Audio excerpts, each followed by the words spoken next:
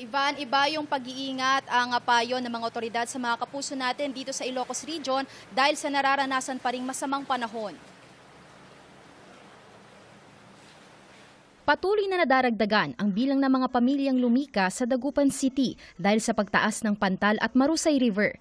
Ang 61 anyos na si Nanay Luz, napilitang lumikas matapos bahain ang kanilang bahay sa Kalye 2, Barangay Maluwad. Tumatas na yung tubig, saka nalunod na yung kama namin. May mga tumatawag pa sa atin na mag-i-impake na rin daw po sila kasi parang bumibilis yung pagtaas ng tubig. Patuloy ang pagdating ng mga evacuee.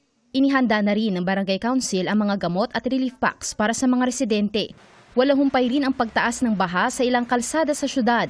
May mga sasakyang tumirik sa kalsada at hirap makadaan ng mga light vehicle.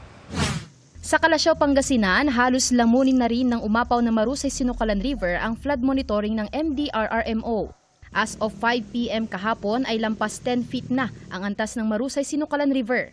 Halos lahat ng mga paaralan sa bayan ay binaha dahil sa ulan at pag-apaw ng ilog. Nakahanda na rin sa paglikas ang mga residente. Halimbawa, naabutan ng maigi hanggang dito na, lilipat na sa bayan.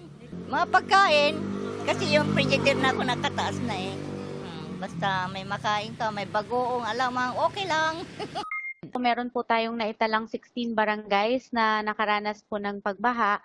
Although yung iba nananatiling isolated lamang doon sa kanilang mababang area or portion lamang ng kanilang barangay. Nagpatupad na rin ng localized face-to-face class at government work suspension ang ilang bayan at syudad sa Pangasinan dahil sa banta ng habagat. Sa Lawag City sa Ilocos Norte, 2 mangingisda ang nailigtas ng Coast Guard matapos tumaob ang kanilang sinasakyang bangka dahil sa malalakas na alon. Sa tala ng Office of the Civil Defense Region 1 kahapon, August 9, pumalo na sa halos 40,000 na pamilya, katumbas ng mahigit 130,000 na individual ang naapektuhan ng pinagsamang epekto ng mga nagdaang ulan at habagat.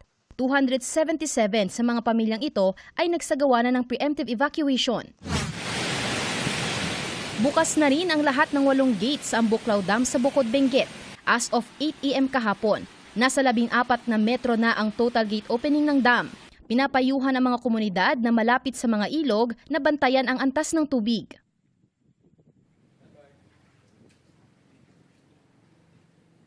Iba na nakikita na natin ang epekto nitong pagbaba ng tubig mula sa mga upstream river dahil hanggang ngayon ay nasa above critical level pa rin ang ilog sa Santa Barbara, habang nasa above normal level naman ang mga kailugan sa Dagupan City, San Fabian at Mabini. Samantala, nagbabala ang mga otoridad natin sa mga mangingisda na huwag munang pumalaot dahil nakataas pa rin ang gale warning dito sa probinsya ng Pangasinan. Ivan.